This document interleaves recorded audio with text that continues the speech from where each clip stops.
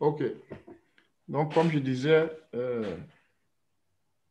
nous sommes, on ne sait pas, on ne peut pas dire que dans les derniers jours, dans les dernières heures, mais nous sommes vraiment à la fin, à la fin, à la fin de toutes choses. Et le Seigneur, un événement donc, qui va surgir dans ce monde, qui va surprendre le monde. La Bible dit que ça va être comme un filet sur tous ceux qui sont sur la face de la terre. L'enlèvement de l'Église. Ça veut dire que, bien aimé, à un moment donné, comme le dit la Bible dans Thessaloniciens 2, c'est que une trompette va sonner, un archange va sonner une trompette, et ceux qui sont morts en Christ vont ressusciter. Et ceux qui sont vivants vont être transformés en un clin d'œil et seront enlevés de la terre à la rencontre du Seigneur. D'accord? Donc, Christ va enlever son Église. Donc, quand on parle d'Église, c'est Église avec grand E. Ça veut dire que ce n'est pas une dénomination, ce n'est pas le nom d'une communauté, mais c'est tous ceux qui ont soumis leur vie à Christ, tous ceux qui sont donnés à Christ et qui vivent, qui lui obéissent, qui sont soumis à lui. Tous ceux qui ont fait l'expérience de la rencontre personnelle avec Christ et qui marchent par la foi, qui marchent dans l'obéissance, ceux-là, la trompette va sonner et ceux-là seront enlevés. Malheureusement, quand la trompette va sonner, ce qui va se passer, c'est que l'antéchrist va apparaître. Pour le moment, il ne peut pas se manifester, exprimer, même si on ne sait pas s'il est présent, mais en tout cas, il ne peut pas s'exprimer tant que l'Église n'est pas enlevée. Parce que la Bible dit dans Thessaloniciens 2 que ce qui le maintient, c'est la présence de l'Église et la présence du Saint-Esprit encore sur la terre. Dès que l'Église sera enlevée, que l'Esprit sera enlevé, c'est fini, l'antéchrist va apparaître et commencer à étendre son règne. Oui, bien aimé, on ne peut pas souhaiter à un homme de rester sur la terre pendant la tribulation, pendant la période du règne de l'Antéchrist. Ça va être un enfer parce qu'il va détruire l'être humain comme aucun autre homme n'a fait. Satan va s'incarner dans un être humain qu'on appelle l'Antéchrist et il va régner un règne de terreur. Un règne de terreur.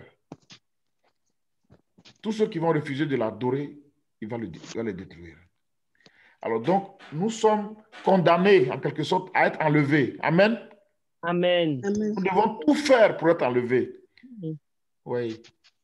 Donc, cette série d'enseignements, Apocalypse, aura pour objet de nous aider, nous préparer, de préparer nos vies, nos cœurs, à ce que si la trompette venait à un moment donné ou un autre, nous soyons prêts, comme les vierges sages qui avaient de l'huile dans leur lampe, qui ont été enlevées. Amen. Amen. Alors, vous savez, il y a un événement qui a eu lieu dans ce monde depuis l'année dernière, le COVID-19. Quand le COVID est arrivé, le COVID a paralysé le monde entier. Même si aujourd'hui, les choses reprennent, mais vous voyez bien que les choses ne sont pas comme elles étaient avant, n'est-ce pas, avant février, mars 2020. Et, le COVID a montré au monde que ce monde où on est arrivé va au-devant de problèmes qui seront de plus en plus complexes. Il n'y aura pas de solution sur le plan humain. Vous voyez, les problèmes de santé vont s'accentuer, les problèmes de sécurité vont s'accentuer, les problèmes économiques, de chômage, les problèmes sociaux, les problèmes de drogue, de criminalité, les problèmes de climat, de pollution. Tous ces problèmes-là vont s'accentuer, vont s'accentuer. Et les États vont se rendre compte qu'ils sont de plus en plus incapables par eux-mêmes de résoudre les problèmes. Et ils vont donc se regrouper. De plus en plus, vous allez voir, les États vont se regrouper et pensant trouver, en fait, en se mettant ensemble, ça va être le système de globalisation, pensant donc trouver des solutions ensemble aux problèmes que les citoyens vont avoir. Mais on va se rendre compte qu'ils vont, malgré tout ça, chercher quelqu'un, l'homme providentiel, l'homme qui va piloter tout ce système mondial pour leur donner des solutions. Mais il ne faut pas se tourner vers Dieu. Et bien sûr, ça va être l'antéchrist qui va venir. Il va venir et leur faire croire dans un premier temps que dans les 3 ans et demi de son règne, il leur fait croire qu'il est la solution, il est le Messie que tout le monde attend. Que Israël aussi, il va faire croire à Israël aussi qu'il est le Messie. Et à la fin, Israël va se rendre compte qu'il a été trompé. Oui. Donc, bien aimé, l'événement qui est devant nous, qui arrive et qui peut se dérouler à tout moment, c'est l'enlèvement de l'Église. C'est l'enlèvement de l'Église. Donc, de tous les croyants en Christ. Oui. Alors, donc, pour nous préparer, nous allons donc, comme je l'ai dit, faire cette série d'enseignements. Et aujourd'hui, nous allons commencer les séries d'enseignements. Donc, l'enseignement 1, ça va être le chapitre 1, verset 1 à 8. Ensuite, le deuxième enseignement, toujours le chapitre 1, 9 à 20. Le troisième enseignement, donc c'est chaque mercredi, en fait. Donc, ça va être Apocalypse 2, 1 à 7, l'église d'Éphèse. Ensuite, 2, et Apocalypse 2, 8 à 11, l'église de Smyrne. Apocalypse, la cinquième séance, ça va être Apocalypse 2, 12 à 17, l'église de Pergame. La sixième, Apocalypse 2, 18 à 29, l'église de Thyatire. Apocalypse, la septième séance, Apocalypse 3, 1 à 6, l'église de Sardes. Et Apocalypse 3, 7 à 13, l'église de Philadelphie. Et enfin, la neuvième séance, l'église de Laodicée, Apocalypse 3, 14 à 22. Donc, on va parcourir les chapitres 1, 2, 3 d'Apocalypse. Et on va voir en fait de quoi il parle. En fait, fondamentalement, c'est des lettres que le Seigneur Jésus lui-même, depuis le ciel, va écrire à l'Église. Va écrire à l'Église au travers de cette Église qu'il a choisie. Et ces lettres-là vont nous enseigner, vont nous révéler comment on peut se préparer. Amen. Amen. Donc aujourd'hui, nous allons voir Apocalypse chapitre 1, verset 1 à 8. C'est donc l'introduction de notre étude. Et on va demander à nos lectrices de nous faire la lecture du passage. Apocalypse 1, 1 à 8. Apocalypse 1, verset 1 à 8. Révélation de Jésus-Christ que Dieu lui a donné pour montrer à ses serviteurs les choses qui doivent arriver bientôt et qu'il a fait connaître par l'envoi de son âge à son serviteur Jean, lequel a attesté la parole de Dieu et le témoignage de Jésus-Christ, tout ce qu'il a vu.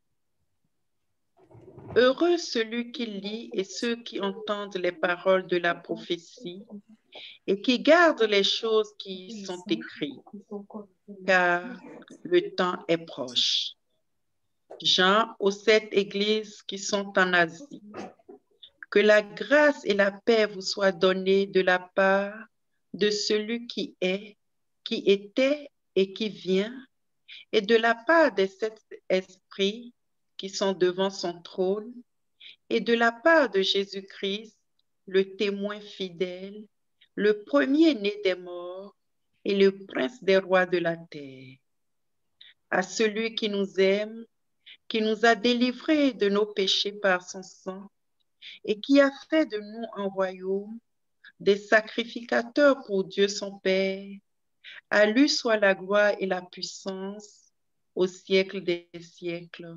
Amen.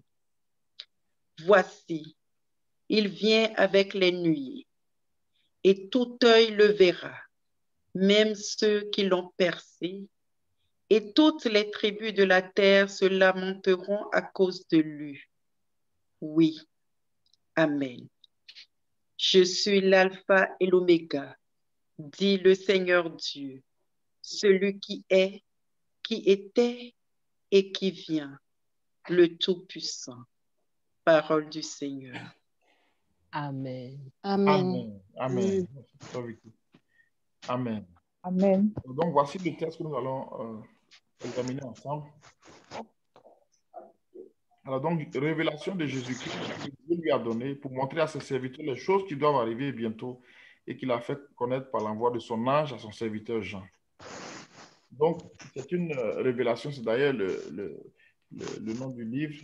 Enfin, Apocalypse, en fait, c'est en grec apocalypsis, mais ça signifie révélation. Ça veut dire dévoilement de ce qui est caché.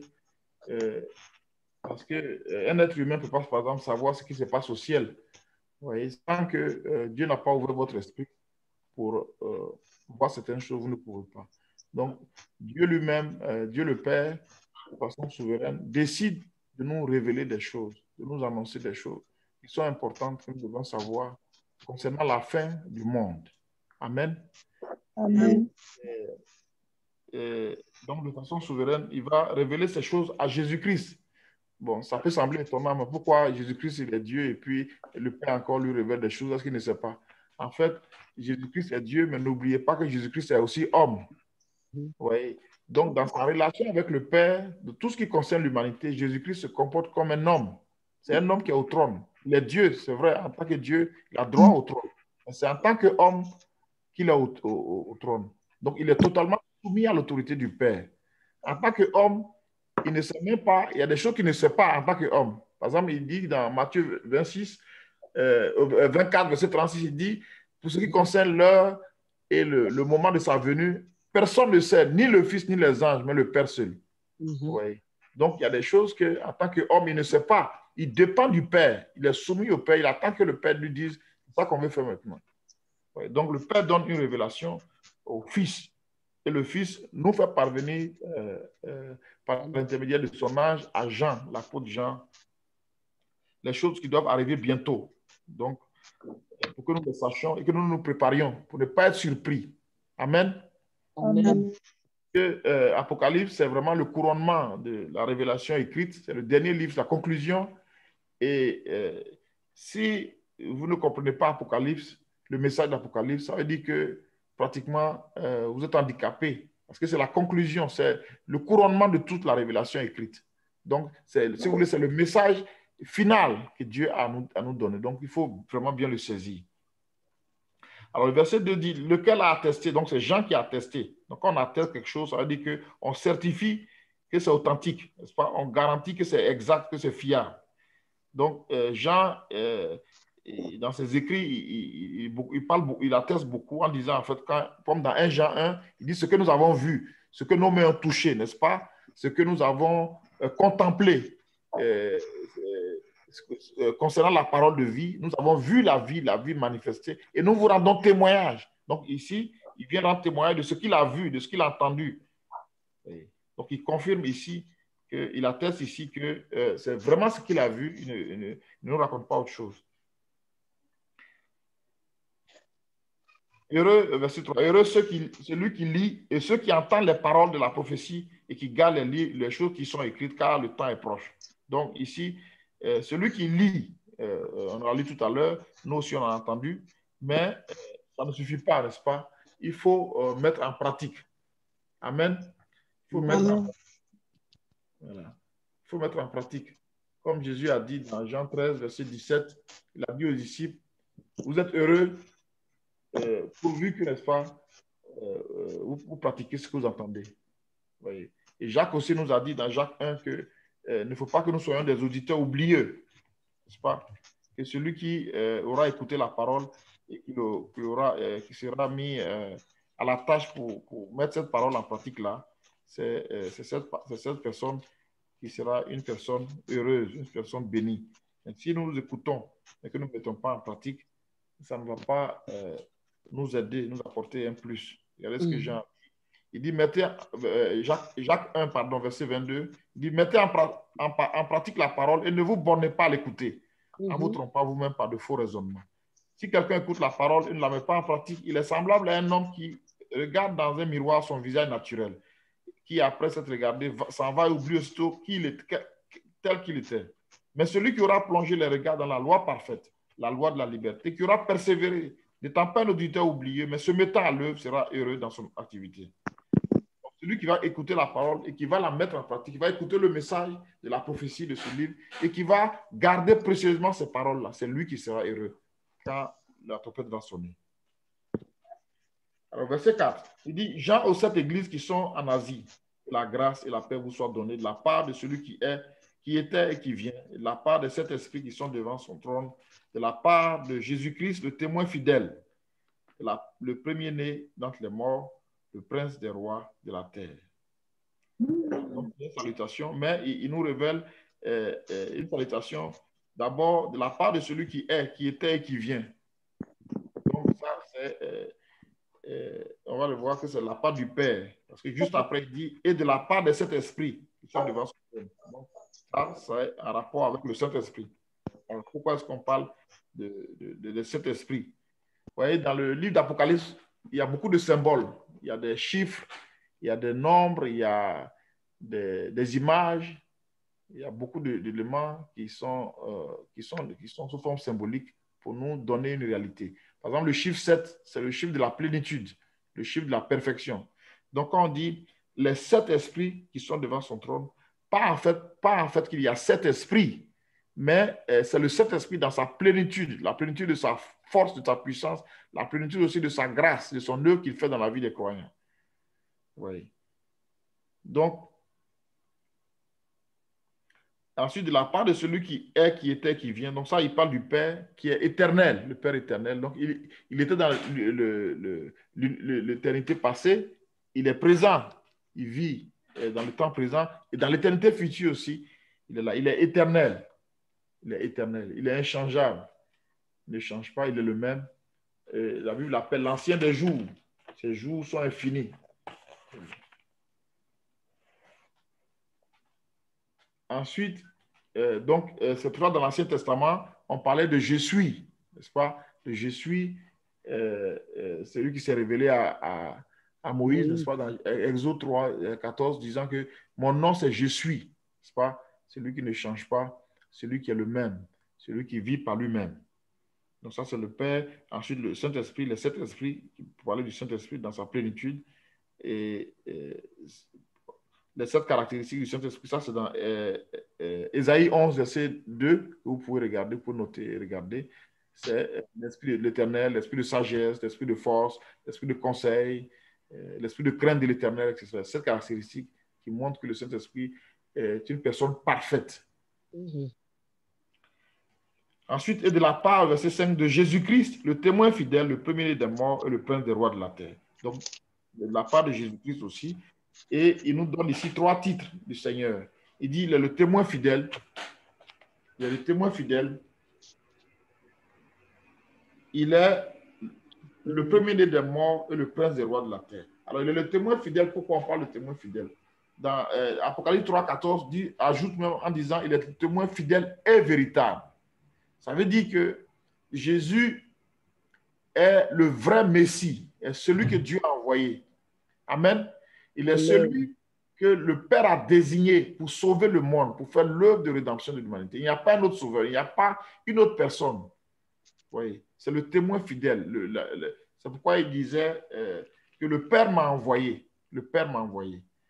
Oui, dans sa prière, dans Jean 17, il disait... je vais vous le lire dans Jean 17, verset 3 et verset 8.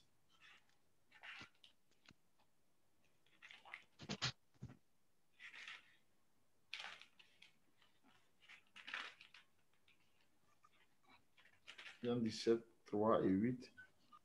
Il dit, oh, la vie éternelle, c'est qu'ils te connaissent, toi le seul vrai Dieu, celui que tu as envoyé, Jésus-Christ. D'accord?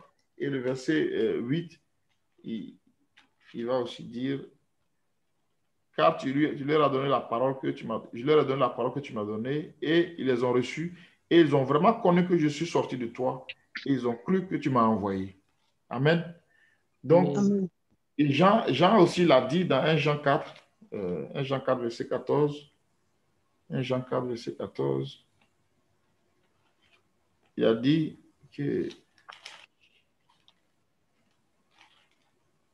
Il dit, et nous avons vu, et nous attestons que le Père a envoyé le Fils comme sauveur du monde. Amen. Nous avons vu, et nous attestons que le Père a envoyé le Fils comme sauveur du monde. Nous avons vu, nous avons eu la grâce de le voir, de le toucher, de marcher avec lui, de parler avec lui. C'est lui que Dieu a envoyé.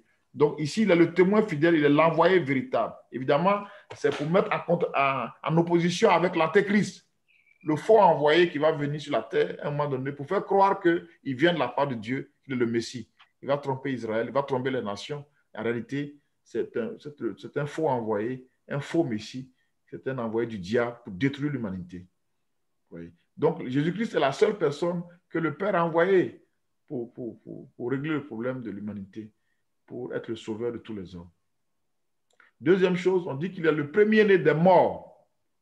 Alors, pourquoi on peut parler de premier-né des morts? Bon, le terme premier-né dans la Bible, c'est juste pour dire quelqu'un qui a la primauté, n'est-ce pas? Qui a la prééminence, qui a la supériorité. Donc, Jésus-Christ est la première personne qui a conquis la mort, n'est-ce pas? Qui a vaincu la mort, qui est sorti vivant du tombeau. Oui. D'autres personnes qui sont ressuscitées sont mortes par la suite. Mais lui, il est mort et il est ressuscité et il n'est plus mort. Il vit pour toujours. Amen. Il dit regardez le verset 18 de l'Apocalypse, il dit, je suis le vivant, j'étais mort et voici, je suis vivant au siècle des siècles. Amen. Amen. Donc, il a la prééminence, il est celui qui est sorti, comme Paul le dit, il est aussi la prémisse de ceux qui dorment. Il est le premier qui a sorti de la mort et qui a vaincu la mort. Oui. Donc, celui qui a les clés du séjour de mort et qui a la domination sur la mort. C'est pourquoi on parle de premier-né. Donc, il a la supériorité, il domine la mort. Ensuite, il est le prince des rois de la terre. Ça veut dire qu'il est le roi des rois, n'est-ce pas? Il est le roi des rois, il est le seigneur des seigneurs, il a l'autorité suprême sur la terre et dans les cieux. Ce qu'il a dit dans Matthieu 28, verset 18, il dit quoi? Tout pouvoir m'a été donné dans les cieux et sur la terre. Amen. Amen. Le Père a remis toutes choses entre ses mains. Oui. Il est le prince des rois de la terre, il est le roi des rois de la terre. Celui qui a l'autorité suprême, qui domine sur toutes choses. Le Père l'a ressuscité, il l'a fait asseoir dans les lieux célestes, au-dessus de toute autorité, de tout pouvoir, de tout nom qu'on peut nommer. Il a le nom plus élevé que tout autre nom. Quand on dit au nom de Jésus, tout genou fléchira dans le ciel, sur la terre et sous la terre. Amen. Amen. Et ce titre-là, qui est le prince des rois de la terre, c'est une promesse que Dieu a faite à David. Il dit que je mettrai un de tes descendants sur le trône. Regardez, quelqu'un peut nous lire le psaume 89, verset 28, s'il vous plaît. Le psaume 89, 28.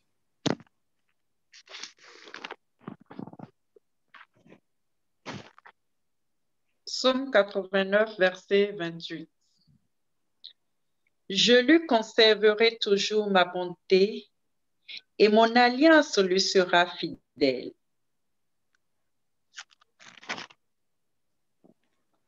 Ah, je ne me trompe pas dans la référence. 89.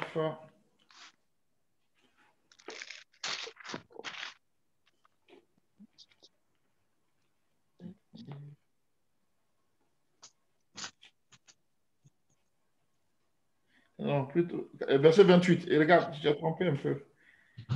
Non, chez moi, c'est le 28, ça. Ah, et le 29. OK. Je rendrai sa postérité éternelle et son trône comme les jours des cieux.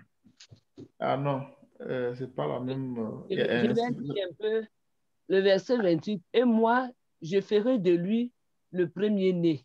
Oui. Ça, c'est le verset 27 chez moi. Ah, d'accord. D'accord. Donc, chez toi, c'est le 27 et chez nous, c'est le 28. Donc, et moi, je ferai de lui le premier-né, le plus élevé des rois de la terre. Amen. Amen. Amen. C'est la promesse que Dieu a faite à David. Et c'est en Jésus-Christ qu'il a accompli cette promesse-là. Je ferai de lui le premier-né, c'est-à-dire le plus grand, le plus important, celui qui a la primauté sur tout. D'accord? Le plus élevé, c'est ça. Le supérieur des rois de la terre. Amen. Donc, c'est pour cela que Jésus-Christ viendra régner sur la terre ici pendant 1000 ans. Quand il reviendra sur la terre, il établira son trône à Jérusalem et il régnera sur la terre. Tous les peuples, toutes les nations lui seront soumises. Amen. Ouais. Donc, il est le prince des rois de la terre. Il est le plus élevé de tous ces rois qui existaient. Ensuite,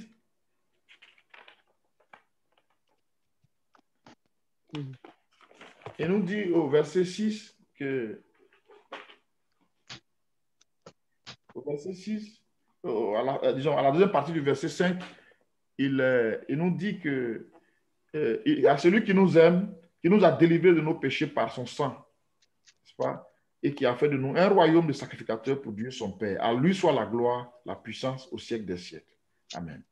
Amen. Donc, ici, Amen. il nous présente Jésus-Christ comme notre Rédempteur, celui qui a livré sa vie en sacrifice pour nous sauver. Oh, bien-aimé, c'est l'un des plus grands privilèges qu'un homme puisse avoir, d'avoir son âme sauvée. Amen. Amen. Voir son nom écrit dans le livre de vie de l'agneau. Donc, Jésus est notre Rédempteur.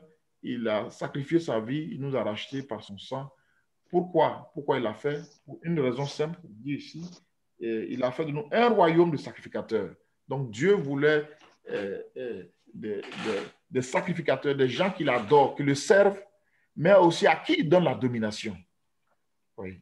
Donc la même chose, il y a un royaume de sacrificateurs. Il a dit à Israël dans l'Ancien Testament, si vous regardez Exode 19, 6, il dit la même chose à Israël, je ferai de vous un peuple de sacrificateurs.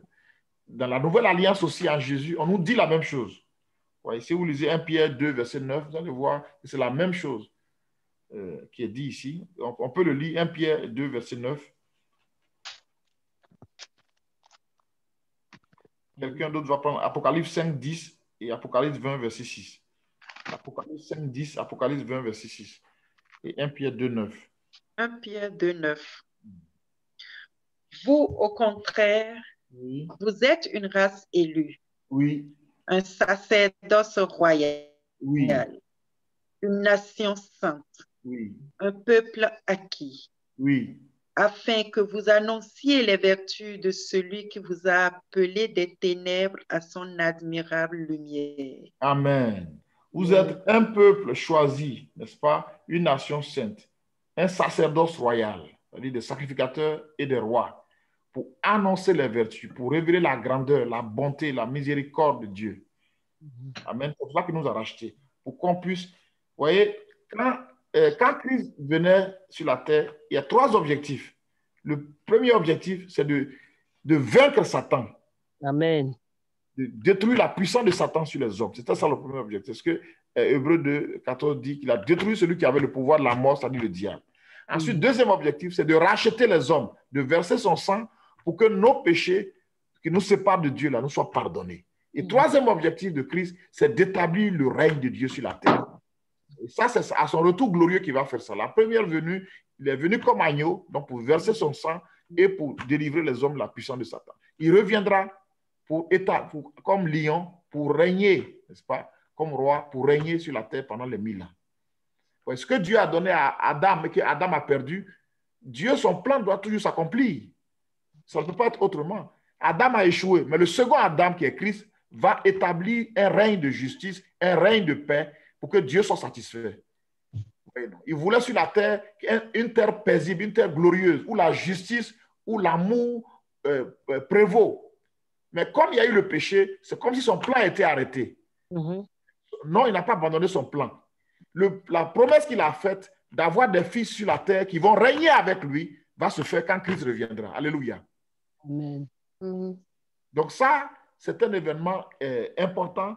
Et donc, nous serons donc des sacrificateurs dans ce royaume, des serviteurs de Christ. Nous allons servir Christ, puisque nous sommes des rois, mais lui, il est le roi des rois, il est notre chef.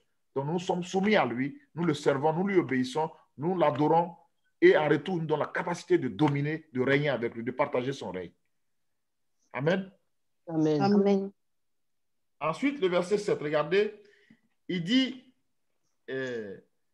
voici, il vient avec les nuées, et tout œil le verra. Même ceux qui l'ont percé, et toutes les tribus de la terre se lamenteront à cause de lui. Donc, Jésus revient avec les nuées. Les nuées, ce n'est pas les nuages. C'est, quand on dit les nuées, ça veut dire que c'est un nombre infini d'éléments. Donc, c'est des personnes, il reviendra en fait avec ce qu'il a enlevé, avec l'Église, n'est-ce pas? Il reviendra avec les saints pour régner sur la terre. Donc, voici, il vient avec les nuées. Il vient avec tout ce monde-là. Et tout œil le verra. Quand Christ va apparaître, bien-aimé, toute la terre va voir. Ça va être un événement unique dans l'histoire de l'humanité. Un être qui sort du ciel avec une grande puissance, avec une grande gloire, et qui est suivi, donc monté sur des chevaux, comme Apocalypse, le monde d'Apocalypse 19, et monté sur des chevaux avec un nombre infini de personnes, des milliards et des milliards d'hommes qui viennent avec lui. Ceux qu'il a enlevés, et qui reviennent donc des noces de l'agneau, du mariage qui va avoir lieu au ciel quand l'Église sera enlevée, qui reviendront avec Christ. Donc voici, il vient sur les nuées et tout œil le verra. Alors, tout le monde le verra, on ne dira pas quelqu'un, on verra, tout le monde le verra venir à son retour glorieux. Regardez, c'est une promesse aussi qui a été faite par le Seigneur dans l'Ancien Testament. Il y a des Zacharie 12, verset 10. Zacharie 12, verset 10. Zacharie dans l'Ancien Testament, vers la fin de l'Ancien Testament. Zacharie 12. 12, verset 10.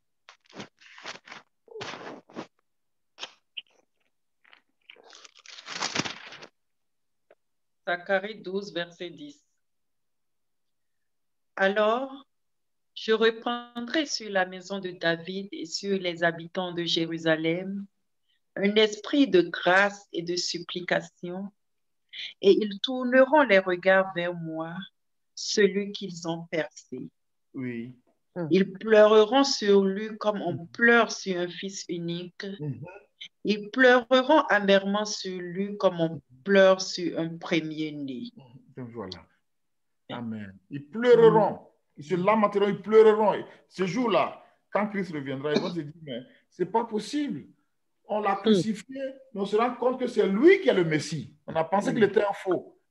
Oui, les gens vont pleurer. Et ce ne sera pas Israël seulement qui va pleurer, comme dit Zacharie ici. Ils vont pleurer, mais toutes les nations aussi vont pleurer. Ils se rendent compte qu'ils sont passés à côté. Ils ont cru que l'antéchrist va apparaître là, c'est le Messie. Et ils vont se mordre les doigts. Ils vont pleurer. Ils vont pleurer. Et regardez aussi, on peut regarder aussi Jean 19, 37. Jean 19, 37.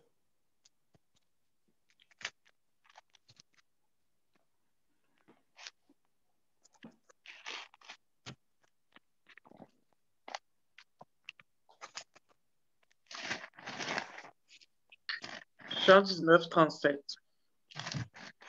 Et ailleurs, l'Écriture dit encore, ils verront celui qu'ils ont percé. Amen.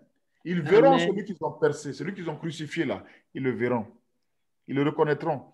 Et dans Zacharie 14 même dit que, pour ironiser, il dit, mais ils vont lui demander, mais quelles sont les plaies que tu as dans ta main là? Et il va leur répondre, c'est dans la maison de mes amis qu'on m'a fait ça. Oui. Donc, ils verront Jésus-Christ lui-même. Voilà, il viendra lui-même. Personnellement, on le verra venir. La Bible dit qu'il viendra, c'est un verset extraordinaire. Il viendra sur les nuées et tout œil le verra, même ceux qui l'ont percé. Et toutes les tribus de la terre se lamenteront, pleureront à cause de lui. C'est lui qu'ils ont rejeté, c'est lui qu'ils ont crucifié, c'est lui qu'ils ont insulté. On va se rendre compte que vraiment, on s'est trompé. On aurait pu éviter tout cela.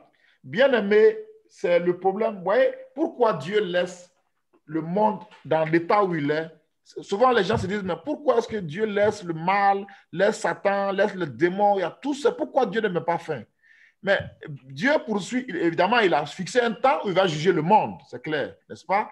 Il a fixé un temps où il va juger les hommes et les démons et Satan. Il y a un moment pour cela.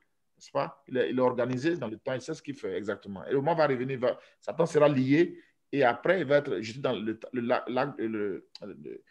lac de feu. Ça, c'est clair. Mais pourquoi est-ce que Dieu laisse toutes ces choses-là?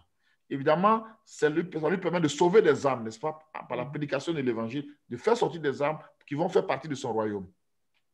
Mais deuxième raison, il veut que les hommes apprennent une leçon essentielle, que le fait de s'opposer à Dieu, de se rebeller contre Dieu, de désobéir à Dieu, là, les conséquences sont tellement graves que dans l'éternité, personne ne pensera à dire que je vais encore faire quelque chose. Parce qu'on aura vu au travers de l'histoire les conséquences tragiques du péché, aussi bien pour les anges que pour les hommes. Oui. On aura vu tous ces milliards de bébés avortés, tous ces hommes écrasés, tout ce que le péché de l'homme a occasionné sur la terre. Il faut que ça nous serve de leçon pour que personne ne pense dire que... Parce que la désobéissance à Dieu est tellement grave. Oui. Il reviendra sur les nuées. Et verset 8, pour terminer, il dit, je suis l'alpha et l'oméga. Oui. Donc, ici, l'alpha et l'oméga, ce sont des lettres de l'alphabet grec. L'alpha, c'est la première lettre, et l'oméga, c'est la dernière lettre. Il dit qu'il est simplement le premier et le dernier. Amen. Amen. C'est Jésus qui a le dernier mot. C'est lui qui peut dire que telle personne, tu es condamné pour l'éternité ou toi, tu es sauvé. C'est lui. Oui. Donc, Jésus-Christ, Apocalypse va nous permettre qu'on dévoile, l'Apocalypse va nous dévoiler l'identité réelle de Jésus-Christ. Va nous révéler qui est Jésus, la valeur de sa personne, la valeur de son œuvre. Il va nous révéler. À travers tous ces noms-là, il nous révèle qui est Jésus. Donc, c'est comme si le Père d'Apocalypse va nous révéler la valeur éternelle de son Fils. Tous ces noms-là, ce sont des noms qu'on donnait à Dieu dans l'Ancien Testament, n'est-ce pas? Lui qui est, qui était, qui vient là, c'est Yahweh, je suis. C'est attribué à Jésus, n'est-ce pas? On va voir aussi, dans l'Ancien Testament, Dieu le disait dans Ésaïe, on peut le lire, Ésaïe 41, verset 6, il dit, je suis le premier et le dernier. Ou bien Ésaïe 44, verset 6, il dit la même chose aussi. Je suis le premier et le dernier. Ça, on dit ça à Jésus ici. Je suis l'alpha et l'oméga. Et il est appelé le Seigneur. Ça veut dire que dans l'Ancien Testament, Adonai, n'est-ce pas? Celui qui a pouvoir sur toutes choses, celui à qui tout appartient, celui qui est le souverain, n'est-ce pas? Celui qui domine sur toutes choses. Et il est le Seigneur Dieu. Dieu, dans l'Ancien Testament, c'est Elohim, c'est-à-dire le Créateur. Donc, Jésus est celui qui a créé toutes choses. Il est celui qui était et qui vient, donc l'Éternel. Et il est le Tout-Puissant, El Shaddai. Oui. Tous ces noms de l'Ancien Testament, là, on les attribue ici à Christ pour nous dire simplement que Jésus-Christ est Dieu, n'est-ce pas? Amen. Jésus-Christ est Dieu. Donc, c'est l'un des dévoilements. Vous voyez, à l'introduction déjà, on nous présente Christ sous ces titres, ces différents noms. Vous voyez, le Tout-Puissant, El Shaddai, celui qui a la puissance au-dessus de tout. Il est éternel, n'est-ce pas? Celui qui est, qui était, qui vient. Il est le Seigneur, c'est-à-dire Adonai. Il est Dieu, il est Elohim. Oui. Tous ces titres-là, il les a. Oui. Donc, il est le roi des rois. Il est le vainqueur de la mort. Il est le vrai témoin, le vrai messager que le Père nous a envoyé. Donc, vous voyez, c'est un peu, bien aimé, l'introduction de l'Apocalypse. On n'est pas encore entré dans les messages de préparation à l'enlèvement, mais on nous présente, vous voyez, déjà à l'introduction, on nous présente une personne qu'on va rencontrer tout au long de ce livre. On nous présente ici par ses titres, par ses noms. Vous voyez, pour nous présenter, bien aimé, l'importance de Jésus-Christ. Vous voyez, notre rédemption, c'est lui qui l'a fait, n'est-ce pas? Par son sang, il nous a rachetés. C'est lui qui va installer le royaume et c'est lui qui va faire de nous, de tout ce qu'il va sauver là, de tout ce qu'il va racheter par son sang, il va faire d'eux des sacrificateurs et des rois dans le royaume à venir. Amen. Amen. Amen. Donc, la dirigeante, j'ai fini et je voulais laisser la place pour des questions. Merveille. Amen. Amen. Alléluia. Est-ce que nous voulons poser des questions?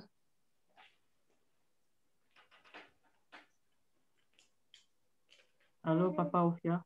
Oui. Bonsoir. Bonsoir, Victor. Ou bien Marie-Yvonne? Oui, papa. Victor, bonsoir, Victor. Marie. Bonsoir, papa. Merci pour l'enseignement, papa. Je voulais savoir exactement qu'est-ce que